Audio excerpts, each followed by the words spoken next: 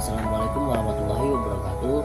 Di sini saya akan membacakan sebuah cerpen yang berjudul Sepotong Bulan Luka karya Dorothea Rosa Herliani. Melalui surat-surat yang mengalir padaku, aku mulai tahu bahwa suamiku sudah sampai pada batas pencariannya. Sebenarnya aku sudah menangkap gelagat demikian sejak ia hendak meninggalkan rumah. Toh aku tetap berharap ada hal yang mengejutkan dan semua yang akan dilakukan suamiku di kota besar yang lain dari kecilnya itu. Tapi toh akhirnya aku harus selalu kembali pada keyakinan hidupku sendiri tentang Munif. Sekarang ia harus pulang tanpa sesuatu yang akan membuat perubahan menjadi baik. Bahkan suamiku pasti akan pulang dengan perasaan menjadi sibuk. Sudah buntet pikiran kurin. Sekarang tenaga muda yang masih bujangan dan lebih hebat otak dan ijazahnya pun masih banyak yang mengantri peluang. Rasanya aku tak mungkin bersaing lagi dengan mereka. Kau pasti sudah menduga aku kalah total, kata Munif dalam surat terakhir. Kubayangkan Munif dengan segala kedigannya, lalu kubayangkan belantara metropolitan. Mungkin benar bahwa selama ini yang selalu kudengar tentang sisi buruk wajah kota-kota besar adalah suatu kenyataan pahit yang bisa menimpa siapapun. Lebih-lebih bagi seorang Munif, suamiku. Kalau benar begitu, kenapa aku selalu melihat begitu banyak orang membuat segala kemungkinan dengan hidup di kota-kota dengan sisi buruk seperti itu? Kupikir aku tak perlu bermimpi lagi tentang Munif dan masa depan kami. Tapi aku menyesal karena membiarkan suamiku pergi juga waktu itu. Sementara sebenarnya aku sudah yakin dengan dugaanku tentang apa yang bakal terjadi. Mungkin ini sudah salahku sejak ia hendak berangkat pergi 4 bulan lalu. Aku sudah menahannya karena aku tahu apa kira-kira yang akan menimpa Munif nanti. Meskipun begitu, akhirnya ia nekat berangkat dengan modal uang hasil jual motor. Lebih baik hasil jual motor itu digunakan untuk modal usaha kecil-kecilan saja, Mas. Pak De Kastoyo kan mau menyediakan tempat buka warung makan. Tempatnya bagus, kataku. Mau usaha apa dengan uang segini? Lagi pula, kenapa harus disia-siakan di rumah yang kuburu lebih 3 tahun, Rik? Kita bisa lebih dari hanya usaha kecil-kecilan. Selalu begitu setiap kali aku mendasarkan untuk tak menyia-nyiakan kesempatan. Tapi aku tak pernah melihat kamu akan berusaha keras mendapatkan apa yang kau inginkan, Mas. Lagi pula, apa salahnya kita mencoba dari yang ada di depan mata? Munif hanya mendengus, lalu ia pergi begitu saja, entah kemana. Baru menjelang maghrib, ia pulang. Aku senang jika memang Munif hendak pulang, daripada lebih lama menyia-nyiakan waktu. Setan, semua uang yang dibawa semuanya sudah ludes. Tapi masih juga aku harus menyimpan rasa jengkel yang sangat pada setiap surat yang ia selalu tulis. Rasa ingin pulang itu hanya mandek sebagai keinginan saja. Mau dikemanakan mukaku jika nanti saudara-saudara bertanya banyak hal tentang apa yang aku dapat selama di kota.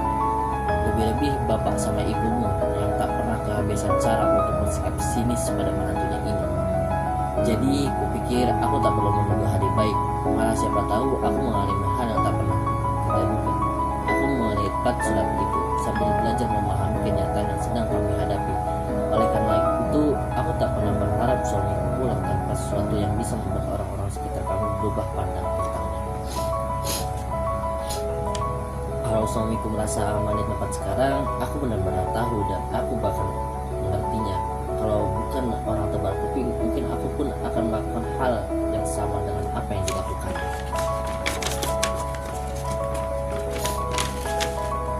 Kalau kamu mikirin suamimu terus, kamu bisa kurus. Lihat tulangmu sudah bertonjolan di mana-mana. Sudahlah, biarkan saja kalau memang ia hanya mau cari senang sendiri, kata ibuku.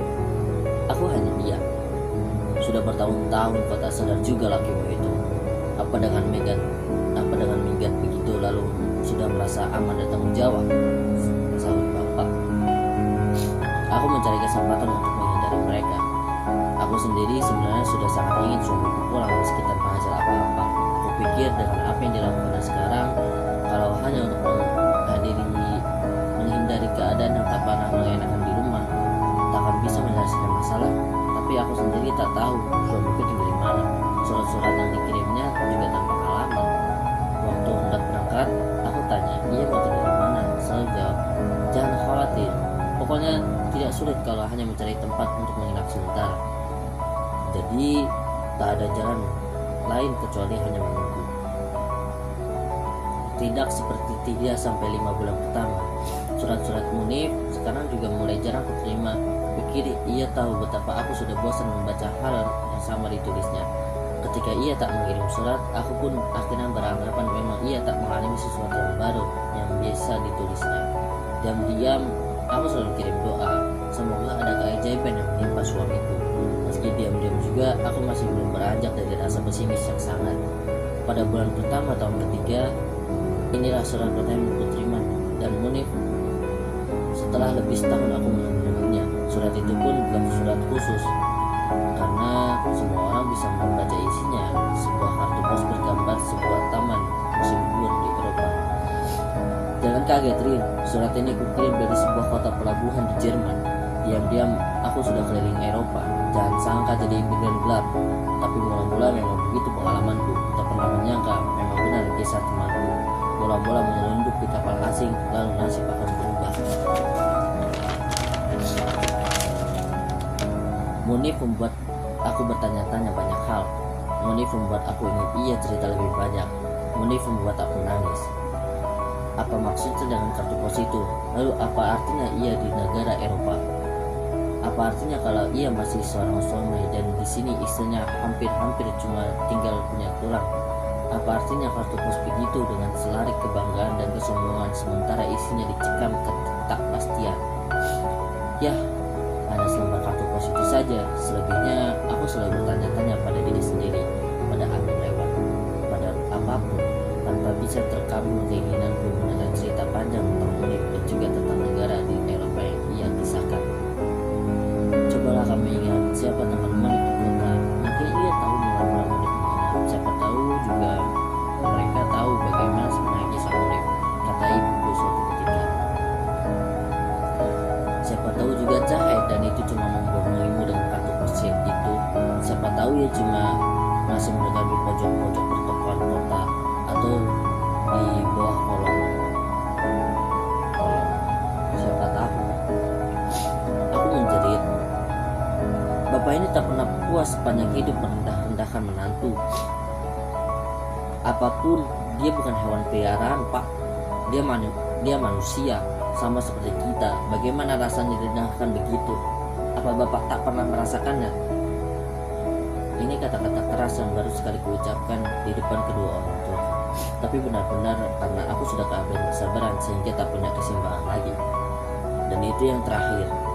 Setelah kejadian buruk itu pun, aku lalu meninggalkan rumah orang tuaku untuk berapa lama. Sementara aku berguling di tempat keluarga kakakku. Untung suaminya sangat baik dan penuh pengertian, sehingga aku tak merasa riku. Beberapa waktu pun tinggal di tempat itu. Aku berpikir sebisa mungkin secepatnya harus mendapatkan tempat sendiri dan aku harap Muniflah yang menjadi penyelamat. Agaknya benar.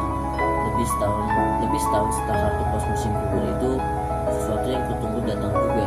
Ibu di wajahnya penuh dengan wajah penyesalan. Ia mengantarkan sebuah surat dari Munif. Kali ini surat tertutup. Ia pasti akan banyak cerita. Aku ingin terus terang, Rin. Selama ini aku bekerja di kapal besar milik perusahaan Jerman. Untuk itu aku harus keliling kota, pelabuhan ke kota, pelabuhan ke Eropa dan Amerika. Dan aku menyelesaikan kontrak 2 tahun pertama, dan sekarang aku memperpanjang kontrak itu. Nanti kalau tabungan sudah banyak, aku akan kembalikan rumah kamu. Aku akan kembalikan kamu rumah mungil. Aku akan membelikan rumah mungil. Aku juga ingin mengumpulkan modal untuk usaha. Ibu dan kakakku seperti melihat ekspresi wajah membaca surat itu. Setahun gajiku $17.000 Amerika Serikat, atau sekarang 30 juta rupiah. Hitung saja berapa kalau 2 tahun. Tapi kami semua seperti bujangan saja, biaya hidup jadinya mahal. Dahiku berkeluh. Hanya saja kau tak perlu khawatir untuk pendapatanku 2 tahun ini.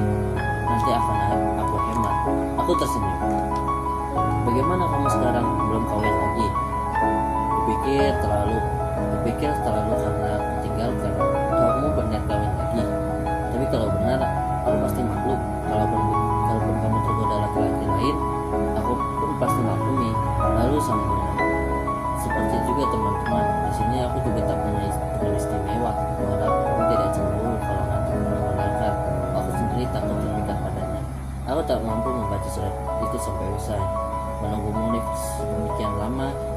mungkin tak cukup untuk menulis lalu dikirim dengan pas kilat, seperti berapa sederhananya jalan pikiran Modif. Aku sendiri tak tahu apakah sia-sia atau tidak aku telah melakukan semuanya sekarang ini. Entahlah. Mungkin cukup sekian